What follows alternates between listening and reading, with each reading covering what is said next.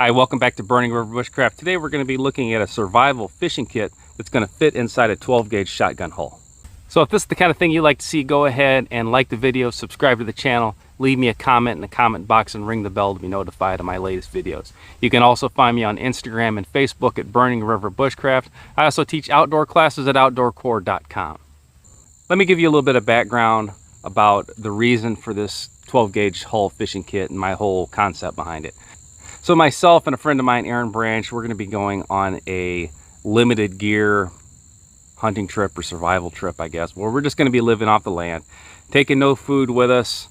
And to keep it interesting, I wanted to just minimize our equipment entirely. So besides having limited gear with us, we're going to have limited hunting gear as well. So I'm going to be rocking a single shot, and we've agreed to hunt with 5 shells and 5 shells only. So my theory behind a 12 gauge hull fishing kit is, in my area and the areas we're going to be going to, there is water everywhere. So I've got ponds and lakes and creeks and streams nearly anywhere I go. So I think I can take one 12 gauge hull, which this is going to be one meal, and if I pack it properly, I can get more food out of a 12 gauge hull fishing kit than I can out of the 12 gauge shotgun shell. And as far as packing it goes, because we're limited on ammo, I use one of these butt cups anyway. So I'm going to have one in the chamber. I'm going to have 4 additional rounds of various type depending on what kind of game I'm anticipating. And then the last one is going to be reserved for our fishing kit. Thought I would show you my kit, show you what I'm going to take, and then you can decide if you would rather have a fishing kit like this or one more 12 gauge shell. So a 12 gauge hull makes sense in a couple different ways. Most hunting vests and hunting bags and butt cuffs like I've got in this shotgun has loops in it for a 12 gauge anyway. So it's pretty easy to carry. You can tuck one in there and really forget that you've got it. So to keep this kit in context, this is not intended to be a survival kit. This is a food gathering kit. It's something I would add to this 12 gauge shotgun, which is a pretty freaking awesome food gathering kit on its own. But this is going to stretch it. It's going to probably provide more food, in my opinion, than all 5 of these shotgun shells are going to provide in the right environment, in the right setting. So here's the kit. I keep it furthest away from me. So this is in the backmost position of my butt cuff. This thing, I can feel right away that it's not a shotgun shell, not a loaded shotgun shell. And probably the second addition to this is I've actually knocked the primer out of this. So I've ground it nearly flat. It's got a little bit of a dome just so I can feel it. So this is designed to never be mixed up with a shotgun shell, not by anyone, anytime. The plug sticks out about 1/4 of an inch, and then I'm a little proud on the stopper that I put in my primer hole. So this kit is not designed for me to walk up on some water and pop it open and pull one hook out and pull a little bit of line out. I've got this thing packed pretty well. So when I need it, I'm pretty much gonna have to dump it out and then repack it. Now the tape is something I'm gonna use to assemble a fishing pole in the wild, or the bushcraft one, I guess. And as I use this plug, it's going to be getting smaller and smaller. What I plan on doing is using a little bit of the tape to tape the plug into place. And if I ever were to use nearly all of it, then I would cut a stick and whittle it down. All right, so to get this out of here, I'm just going to use my knife point. And it's friction fit, but it's not crazy tight. Probably, I really couldn't get it a whole lot tighter and expect it to hold that well if I wasn't just going to pop this open and show you on video. So before my trip, I might put a little bit of wax around the edge. So when I built this kit, I used what I had. I did not run out to the store and get anything. I've got a lot of this kind of gear anyway, but if I was to go through any type of fishing department, I could probably hand pick a few items that would be better than what I had. So I went hook heavy, and I went really hook heavy on this.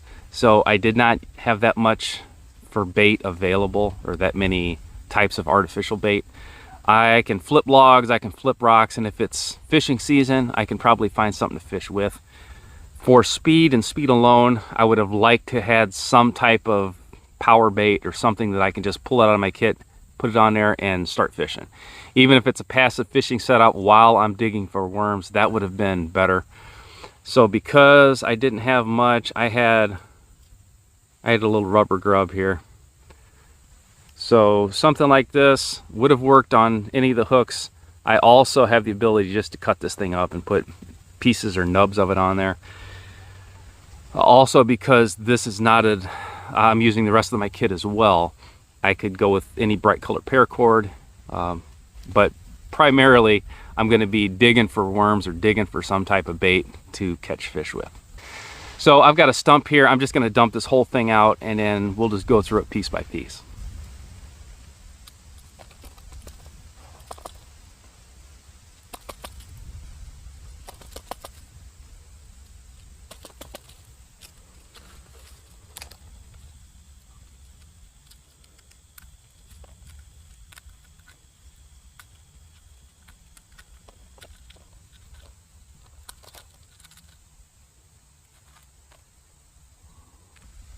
So I kind of had a dam of hooks there, just blocking everything up.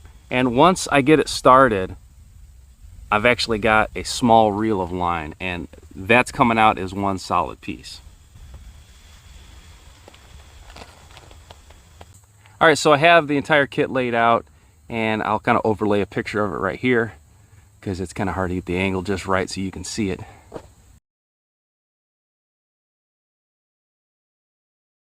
So the shotgun shell hull, I chose a Winchester just because it was bright red. And I mentioned I did have a plug in here, and the plug just comes right out with a knife tip.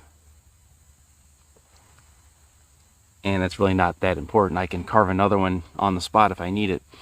But I'm going to actually use this as a float or a bobber. So I'll show you how I do that when I assemble the whole kit. But this is not just a container, this is part of the kit as well. Here's my plug of duct tape. Again, this is going to be used to assemble the entire kit. This holds the kit together when it's in its container. So that's an important part as well. So I have here, this is a carved fishing reel, and it's not a reel like you're going to reel it up. It's more a reel like you're going to play off the amount you need. And I actually got 7 pulls, so that's around 35 feet of number 6 monofilament on here. So this should be enough fishing line for any trip that I would need it for. Again, this is a survival fishing kit. So I can set up for active lines, I can set up trot lines, I can set up limb lines. So I've got a lot of different options with this. And that's before I go into any of my broken down cordage as part of my regular kit. So I went over this as well. I have a small rubber worm here. So this next one goes along with my hand reel. I have 3 safety pins. And this is an old trick. I just cut them and bent them into place. And these are going to be eyelets for my improvised pole. So I'll put that whole thing together. There it is. I'll put the whole thing together so you can see it before the video's done. So I have a small spoon as well, and this one actually came out of a Ready Man fishing kit. I've got a few of the Ready Man hooks in here.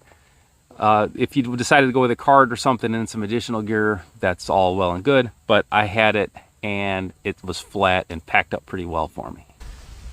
I included a couple barrel swivels as well.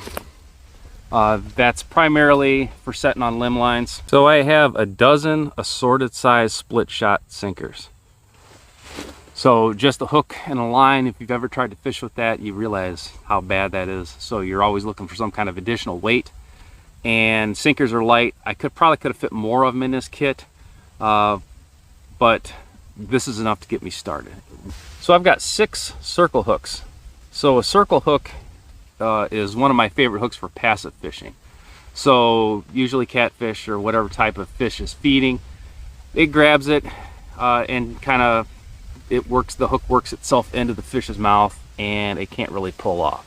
So this doesn't work as well for active fishing, I've found, but this is my go-to type of hook for any type of passive fishing. So these are going to be limb lines. I'm going to set 6 limb lines right away. If I decided to go with a trot line, that's what I would use these for as well. But this is a key part of the kit. These circle hooks are something that's overlooked way too often. For regular line fishing, I've got 3 different size just eagle claw hooks. So I've got a decent size, a medium size, and a small size. None of these are real big, but 10 of these. This is going to be the bulk of my active fishing. So if I've got my cane pole, or if I've got a hand line or anything else, this is probably going to be what's on the line. So I've got a couple other size hooks, and these are off the Ready Man fishing cart that I did a review on a long time ago. And I've got 5 of these in here. So they're different sizes, they're flat. Primarily the reason I packed them is because they are so small. They go down to really small sizes. And they're flat, so they pack really well. So now to show you how this thing works here, I've got a piece of river cane dried from another project. And this is ideal.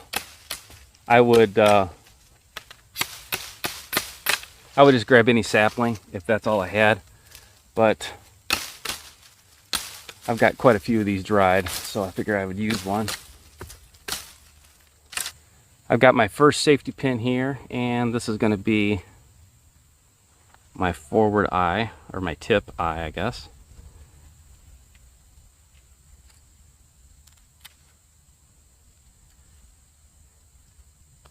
And that just tapes on.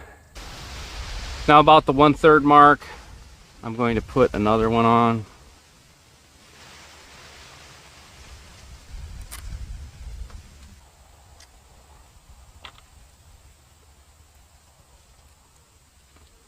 And here's number 3. Now with my little reel, I've got all my eyes in line, and I'm just going to place this on and give it a wrap of tape.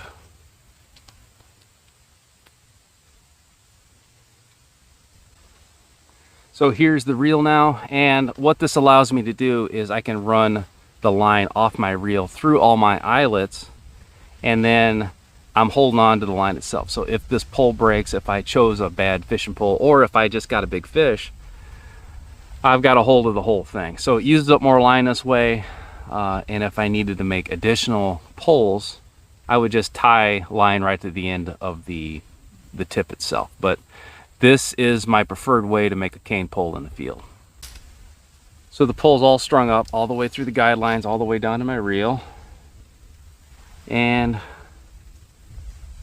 my hook's tied on. And then just to show you how this shotgun shell works as a bobber, I've got the line running through here. And, you know, however long you want to fish, if it's 2 feet or 18 inches or whatever it happens to be, I just got a random stick here.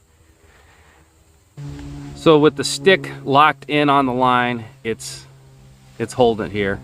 And so this is going to float, this is going to suspend your bait up off the ground or off the bottom of the water, and as the fish pulls, it's going to indicate a strike.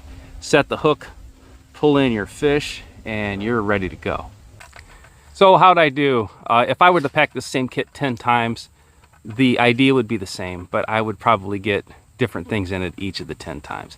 But for right now, I'm completely happy with using improvised reel like this. Again, I'm holding on to the entire line, so if this pole was to break, it's no big deal to me. I can set up and actively fish with a hook and a 12 gauge shell bobber. I've got plenty of extra hooks. If I were to lose this, I've got extra line to make limb lines. I think I can get more food with this kit than I can with one extra shotgun shell. So tell me what you think. Send pictures if you think you can do better. Go ahead and pack a kit. Tag me in the video. Show me on Facebook or Instagram. Either one of those two will work. But till next time, this has been Jamie Boggs with Burning River Bushcraft. See you soon.